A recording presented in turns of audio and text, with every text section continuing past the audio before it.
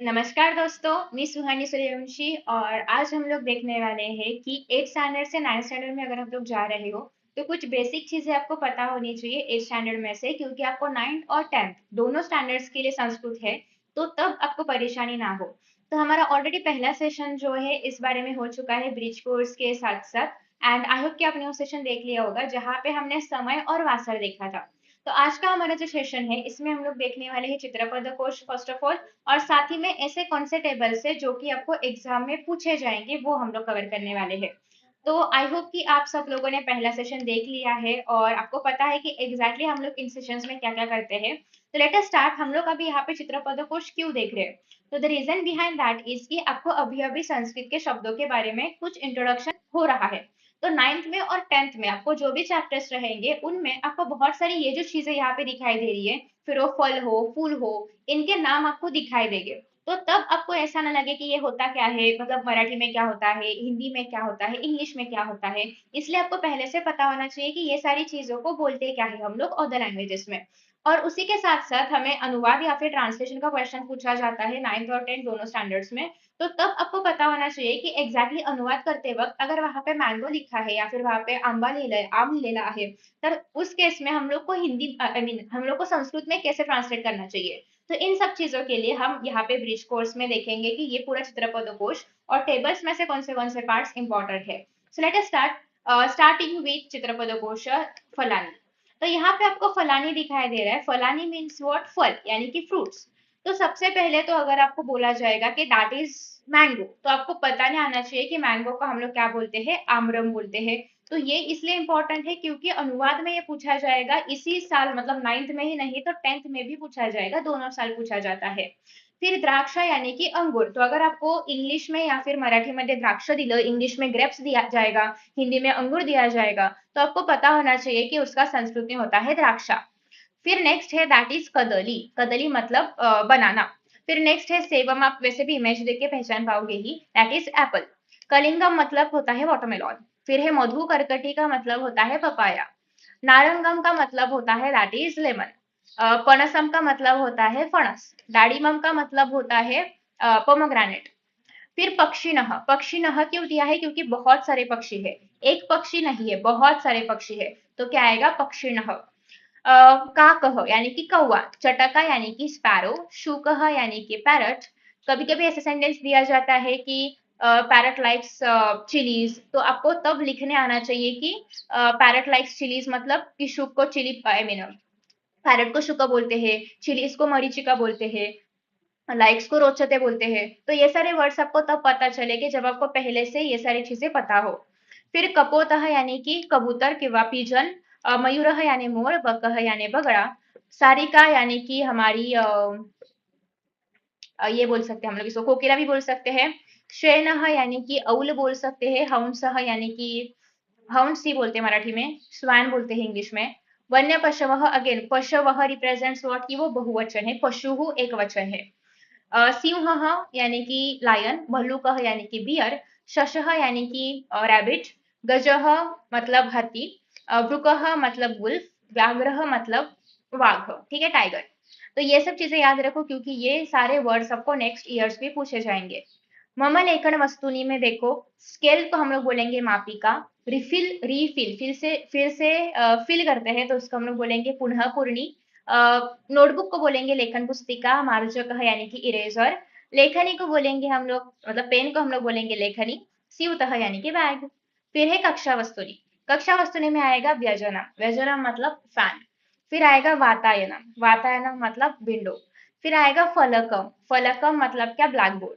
फिर आएगा आसंदह। आसंदह मतलब चेयर, जिसके ऊपर हम लोग बैठते हैं।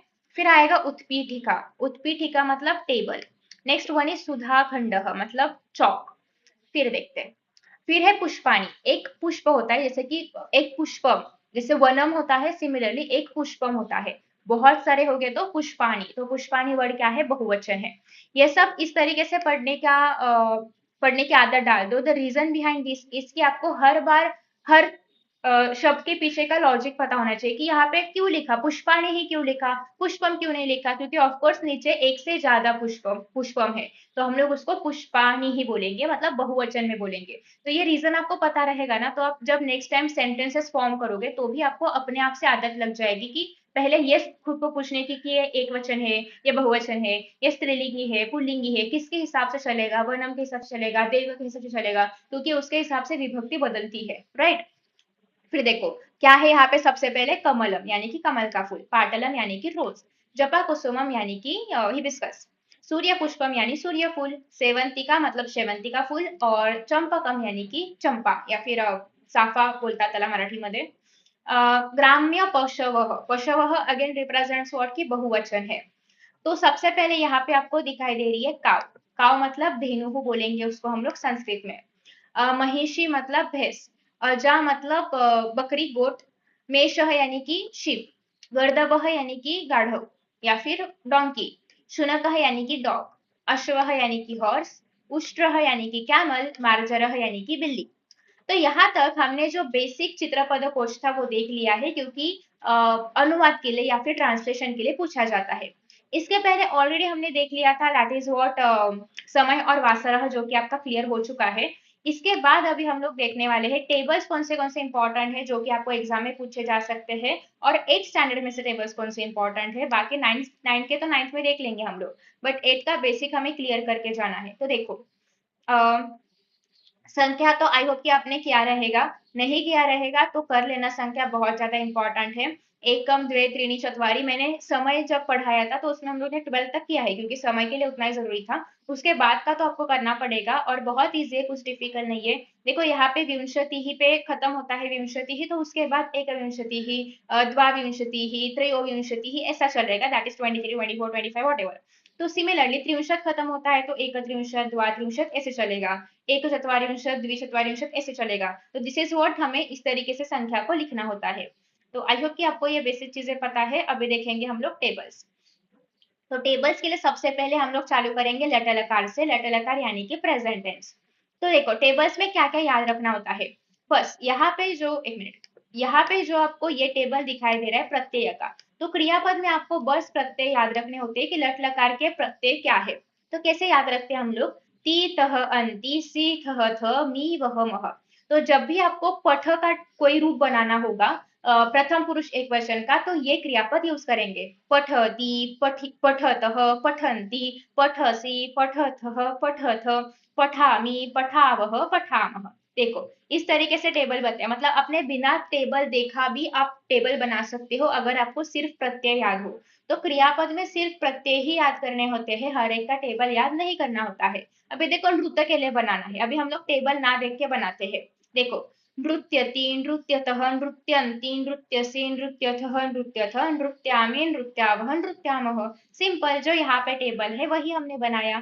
तो अगर आपको वो टेबल, प्रत्यय वाला टेबल, एक बार आपने ये वाला याद कर लिया ना, तो आप कोई भी रूप बना सकते हो किसी भी क्रियापद का प्रेजेंट टेंस का। ठीक है, तो उसके लिए आपको ये जो टेबल है उसको याद रखना है। बहुत ईजी है, 4-5 बार ऐसा काल में बोलोगे, ती तह अंति सी थ मी वह मह, तो भी आपका बाय हार्ट हो जाएगा। ठीक है, तो इतना ही याद रखना है ताकि आप हर एक फॉर्म को बना सको, हर एक क्रियापद को बना सको।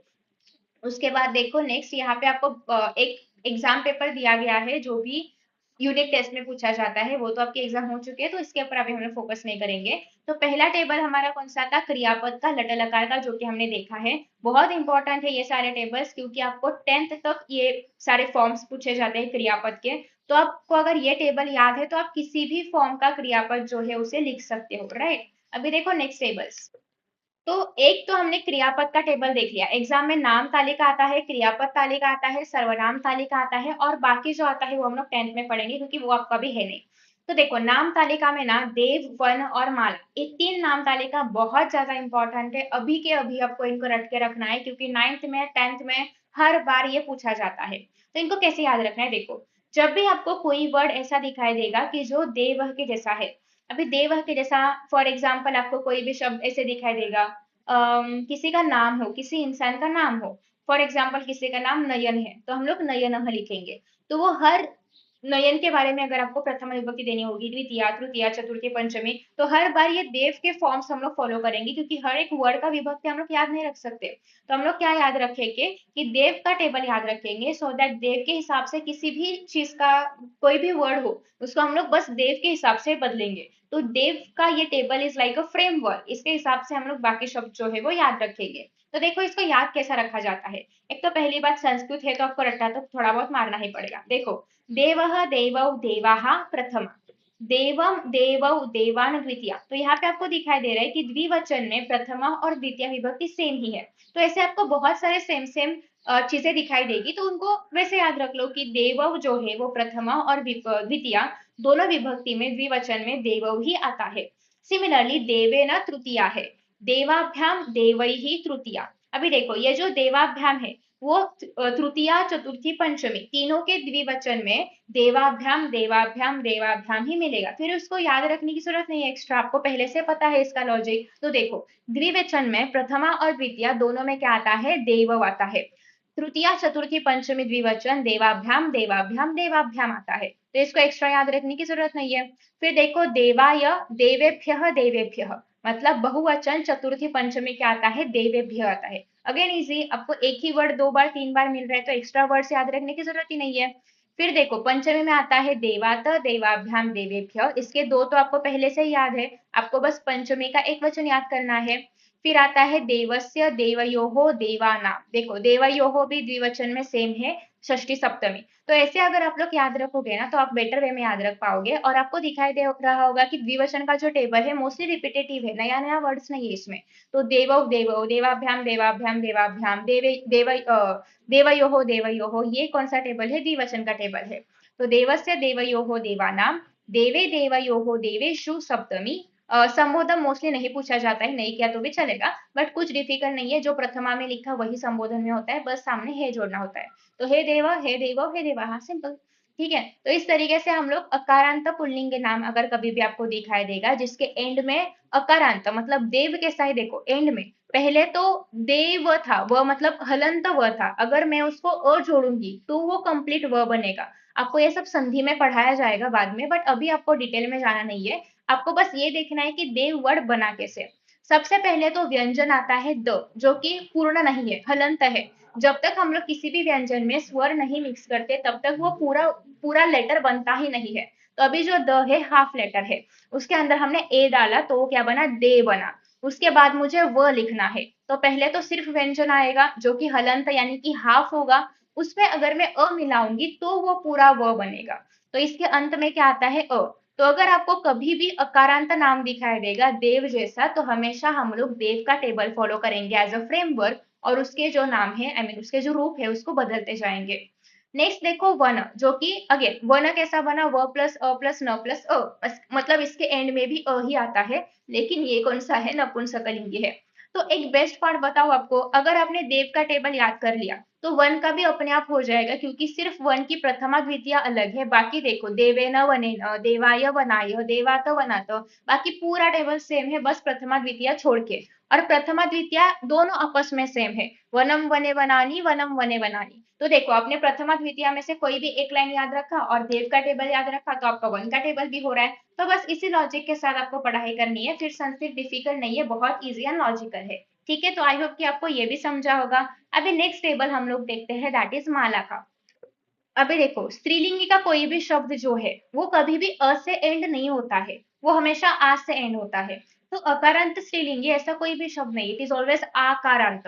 तो यहाँ पे आपको माला दिखाई दे रहा है जो कि कैसा है, आकारांत है। देखो, माला माले मालाः प्रथमा, मालां माले मालाः द्वितीया। अगेन द्विवचन बहुवचन प्रथमा द्वितीया सेम है। तो जो जो चीजें सेम है उन्हें वैसे ही याद रखो, ताकि आपको बहुत सारे वर्ड्स याद रखने ना पड़े। माला माले मालाः प्रथमा, माला माले मालाः द्वितीया। देखो, मालया मालाभ्याम मालाभिः, यहाँ पे भी अगेन द्विवचन में आपको ये जो तीन है, तृतीया चतुर्थी पंचमी सेम दिखाई देगी, और मालाभ्यः मालाभ्यः चतुर्थी पंचमी सेम दिखाई देगा। फिर यहाँ पे देखो, माल तृतीया में आ रहा है मालया, मालाया नहीं लिखना, वो गलत है। मालया, बहुत बार हम लोग लिखते वक्त मालाया लिख देते हैं, ये मिस्टेक बहुत जगह मैंने देखी है। तो क्या लिखना है, मालया मालाभ्याम मालाभिः तृतीया, मालायै मालाभ्याम मालाभ्यः चतुर्थी, भ्यः भ्यः अगेन सेम है चतुर्थी पंचमी में। मालायाः मालाभ्याम मालाभ्यः पंचमी। मालायाः अगेन सेम है पंचमी षष्ठी का एक वचन। मालयोः मालानाम षष्ठी। अगेन मालयोः षष्ठी सप्तमी सेम है, तो वो भी आपको वैसे ही याद रखना है।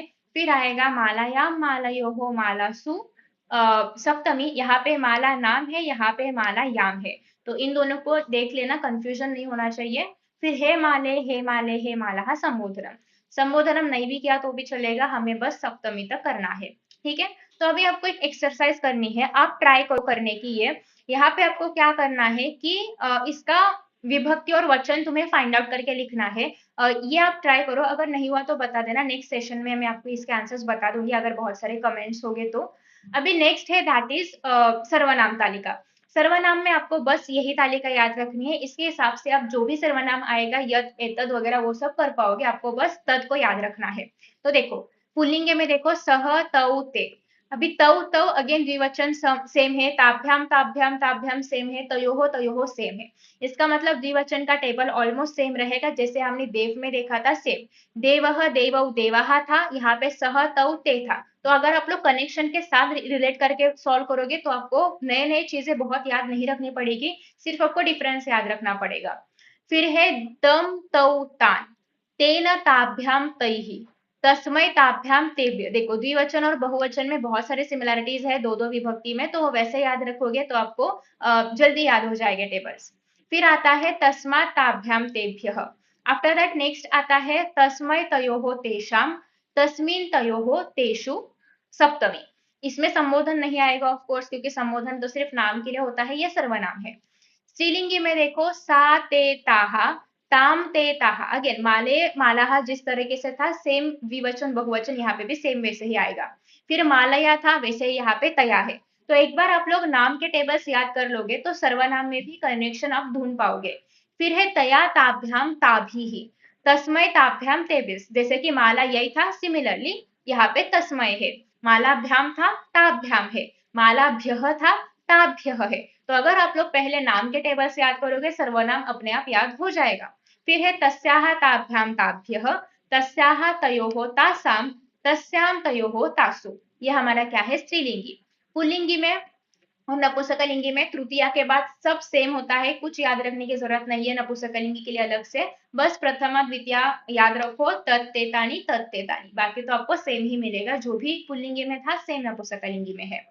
सिमिलरली आपको एश यह और कह के टेबल्स को ट्राई करना है, सेम आएंगे तत् के जैसे ही, कोई चेंजेस नहीं है। यहाँ पे जैसा आपको दिख रहा है सह तौते थे, वैसा यहाँ पे यह यौ ये है।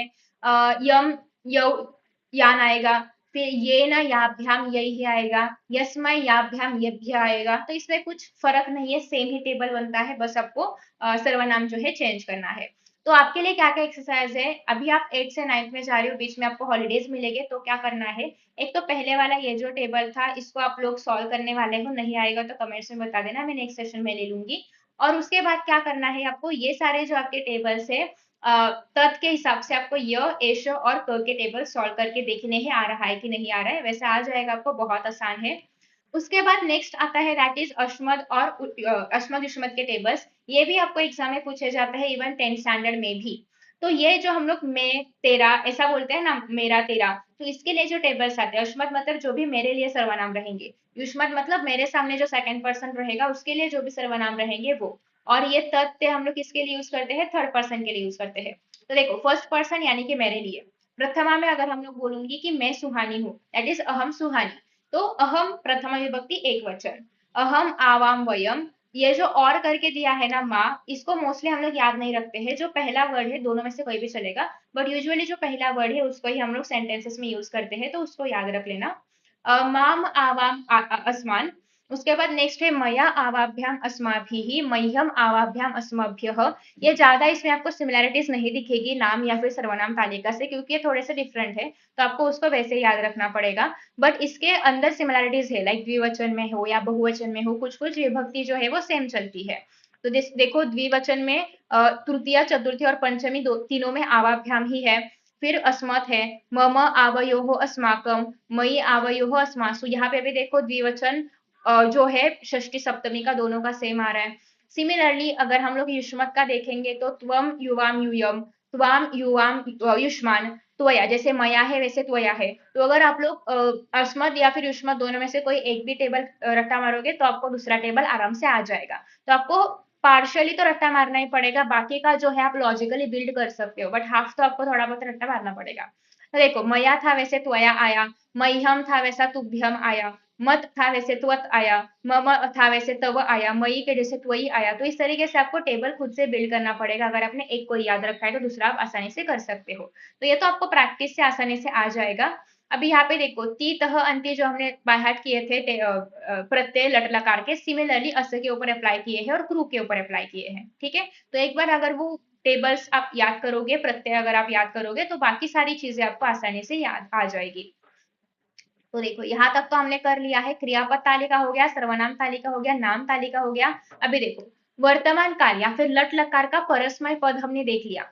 अभी कुछ क्रियापद ऐसे होते हैं जो आत्मनेय पद जैसे होते हैं, मतलब हम लोग क्रियापद में भी फॉर्म्स होते हैं। अभी ये सिर्फ संस्कृत में होता है कि कुछ क्रियापद परस्मय पद के अंदर आते हैं, कुछ गण के क्रियापद, और कुछ गण के क्रियापद आत्मनेय पद के अंदर आते हैं। अभी आपको वो सब में इतना डिटेल में अभी जाने की जरूरत नहीं है कि परस्मय पद में क्या आता है, आत्मनेय पद में क्या आता है। आपको बस ये याद रखना है कि ती तह अंति वाला जो प्रत्यय रहेगा तो वो परस्मय पद में आता है, ते इते अंत्य वाले प्रत्यय रहेंगे तो वो आत्मनेय पद में आता है। इसका डिटेल आपको 9th में मैं बताऊंगी कि परस्मय पद आत्मनेय पद कैसे होता है, क्या होता है। बट अभी बस इतना याद रखो कि दो प्रकार के क्रियापद होते हैं, आत्मनेय पद को फॉलो करने वाले, परस्मय पद को फॉलो करने वाले।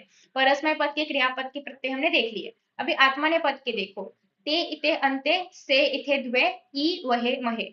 अगर यही हम लोग भाष के ऊपर इंप्लीमेंट करके देखते हैं, जैसे कि आपको पता है कि कोई भी प्रत्यय अगर हमें पता होगा तो हम लोग कोई भी क्रियापद के ऊपर वो प्रत्यय डाल के उसके रूप बना सकते हैं। तो ते इते अंते मतलब भाषते भाषेते भाषन्ते, से इथे द्वे मतलब भाषसे भाषेथे भाषद्वे, ई वहे महे, ई मतलब मात्रा, भाषे, वहे मतलब भाषा वहे, महे मतलब भाषा महे। तो एक बार अगर आप लोग ये टेबल याद कर लोगे तो आप कोई भी क्रियापद का कोई भी रूप बना सकते हो। चाहिए तो आप यहाँ से वंद लेके बना के देखो, वंदते, वंदेते, वंदनते, जो भी रहेगा वो आप यहाँ पे एक बार ट्राई करके देख लेना, सो दैट आपको भी मजा आएगा और आइडिया मिल जाएगी एग्जैक्टली करना क्या है। अभी देखो, हमने अकारांत पुल्लिंगी टेबल तो देख लिया जो कि देव था। अभी हम लोग क्या देखेंगे, इकारांत पुल्लिंगी टेबल, विच इज व्हाट, यहाँ पे आएगा कवि, क प्लस अ प्लस व प्लस ई क्या बनता है, कवि। तो ये क्या है, इकारांत। इसमें भी देखो आपको सिमिलरिटीज फाइंड आउट करनी है, कविभ्याम कविभ्याम कविभ्याम, कवि कवि कव्यो हो, द्विवचन द्विवचन में बहुत सारी सिमिलरिटीज है। तो कवि ही कवि कवयः, कविम कवि कवीन, कविना कविभ्याम कविभिः, कवये कविभ्याम कविभ्य। देखो, कविभ्य कविभ्य भी चतुर्थी पंचमी बहुवचन सेम है। कवेः कविभ्याम कविभ्यः, कवेः कवेः अगेन पंचमी षष्ठी एक वचन सेम है। कवौ कव्योः कविषु अगेन सप्तमी, संबोधन हम नहीं किया तो भी चलेगा। अभी जैसे कवि का टेबल है, आपको रवि का टेबल चाहिए तो भी कवि के जैसे बनेगा, रवि ही रवि रवयः, रविम रवि रवीन, ऐसा बनेगा। तो एक बार अगर आपने कवि का टेबल कर लिया, कोई भी इकारांत पुल्लिंगी शब्द का टेबल आप लोग खुद से बना सकते हो। तो इसके लिए ये टेबल याद रखना है। फिर देखो, स्त्रीलिंगी है मति। जैसे हम लोग ने माला किया था अकारांत, वैसा इकारांत में मति है। जैसे कवि का चलता है, मोस्टली सेम चलता है, कवि ही कवि कवयः था, मति ही मति मतयः। कविम कवि कवीन था, तो यहाँ पे क्या आएगा, मति मतिम मति मति ही। तो एक बार अगर आपने कवि कर लिया तो थोड़ा बहुत सिमिलर आपको मति भी दिखाई देगा। और जैसे कि आपको पता है, नपुंसकलिंगी तो सेम एज अ पुल्लिंगी होता है, तो ये सेम एज अ पुल्लिंगी चलेगा, बस प्रथमा द्वितीया अलग है। ठीक है। फिर नदी का टेबल सबको करना ही है, क्योंकि मोस्ट ऑफ द संस्कृत के शब्द जो है वो इकारांत स्त्रीलिंगी में आते हैं, जहां पे नदी का टेबल आपको पता होना चाहिए। नदी नद्यौ नद्यः, नदीम नद्यौ नदी नदी ही, तो ये दोनों अगेन सेम है द्विवचन में। नद्या नदीभ्याम नदीभिः, नद्यै नदीभ्याम नदीभ्यः। अगर आपने माला के साथ कंपेयर किया तो आपको थोड़े बहुत सिमिलरिटीज तो दिखाई देगी ही। नद्याः नदीभ्याम नदीभ्यः, नद्याः नद्योः नदीनां, नद्यां नद्योः नदीषु। तो देखो, यहाँ पे नद्या नद्या सेम है, यहाँ पे नद्यो हो, यहाँ पे नदीभ्याम, यहाँ पे नदीभ्य हो। तो जो जो चीजें सेम है उन्हें पहले याद रखना, सो दैट आप आसानी से बाकी नई चीजें जो है उनको याद रख सकते हो। तो बाय द वे, यहाँ पे जो जो इंपॉर्टेंट चीजें हैं वो हमने कर ली है। नेक्स्ट आता है दैट इज लंग लकार, यानी कि पास्ट टेंस। तो पास्ट टेंस के आत्मने और परस्पर पद दोनों के टेबल्स आपको दिखाई दे रहे, दोनों के आपको जो क्रियापद के प्रत्यय है उनको करना है, क्योंकि उसके हिसाब से ही बनता है। अगेन और एक बात की वो पास्ट टेंस में है कोई क्रियापद, वो कैसे पहचानेंगे? तो हर एक पास्ट टेंस का क्रियापद, वो भले ही आत्मनेय पद का हो या फिर परस्मय पद का हो, उसका इनिशियल अ होता है। यानी कि अपठत, अभाषत, अगर इनिशियली उपसर्ग अ दिखाई देगा, इसका मतलब वो पास्ट टेंस है। अखादत, अपठत, अनृत्यत, तो जो भी रहेगा। तो इनिशियली अगर अ है, इसका मतलब वो क्या है, पास्ट टेंस वाला है। तो देखो, तम सॉरी त ताम अन विसर्ग तम त अम व म, इस तरीके से आपको परस्मय पद याद रखने हैं। त इताम अंत थाहा इताम ध्वम ई वही मही, इस तरीके से आपको आत्मनेय पद को याद रखना है। तो अभी आपको क्या करना है, ये क्रियापद बाय हार्ट करने हैं और भाष हो या पठ हो, इनके ऊपर ही यूज करके देखने हैं। फॉर एग्जाम्पल मुझे पठ के लिए लंग लकार का टेबल बनाना है। तो अपठत, अपठताम, अपठन, अपठः, अपठम, अपठत। तो यहाँ पे पूर्ण है, पहले इसमें तो हलंत था। अपठम, अपठाव, अपठा। तो इस तरीके से आप जो है पूरा टेबल बना सकते हो, अगर आपको प्रत्यय पता हो तो। तो ऐसा ही आपको क्रियापद के लिए करना है लंग लकार। तो जैसे कि 8th स्टैंडर्ड में आपने देखा क्रियापद के दो टाइप्स थे, आई मीन क्रियापद के दो तालिका थी, लट लकार और लंग लकार की। उसके बाद हमने सर्वनाम में देखा कि हमारे पास एशः था, यह था, कह था और तत् था, इन सबके टेबल्स आपको करने हैं। फिर हमने सर्वनाम के बाद क्या देखा, नाम में देखा कि देव, वन, माला, इनके टेबल से, कवि, मति, नदी, वारिणी, इनके टेबल से, वो हमें करने हैं। और साथ ही में हमने आज क्या देखा, चित्रपद कोश। ये बहुत सारी बैचेस वेदांतु ने लॉन्च की है, जहाँ पे अभी आप जा रहे हो 9th से 10th में, तो स्कॉलर्स बैच है आपके लिए, जिसमें मैं भी हूँ ऑफकोर्स संस्कृत पढ़ाने के लिए। और बाकी बैचेस भी आप लोग देख सकते हो, यहाँ पे लर्नर्स बैच वगैरह है 8th स्टैंडर्ड के लिए, अगर कोई आपके पहचान के रहेंगे तो उनको बता देना। और साथ ही में यहाँ पे आपको दृष्टि, नीट वगैरह सारी बैचेस दिखाई दे रही है। उसी के साथ साथ अगर आपने यहाँ पे देखा है, तो वेदांतु के बहुत सारे ऑफलाइन सेंटर्स भी है, जहाँ पे आप विजिट कर सकते हो, स्कॉलरशिप ले सकते हो। यहाँ पे देखो आपको लिस्ट दिखाई दे रही होगी सारे सेंटर्स की, तो वो देख लो। और ये देख सकते हो कि वेदांतु का रिजल्ट कैसा है, बहुत बढ़िया रहा है। तो आप भी ऐसा स्कोर करना चाहते हो तो आप विजिट कर सकते हैं सेंटर्स को। डिटेल्स आपको डिस्क्रिप्शन बॉक्स में मिल ही जाएगी। आई होप कि आपको ये वीडियो पसंद आ चुका होगा, सारा बेसिक जो है टेबल्स का वो यहाँ पे कवर होता है। तो आई होप कि ये वीडियो आपको पसंद आ चुका होगा। Thank you so much for watching and see you in the next session. Next session में आपको क्या क्या चाहिए जरूर बता देना। Bye bye.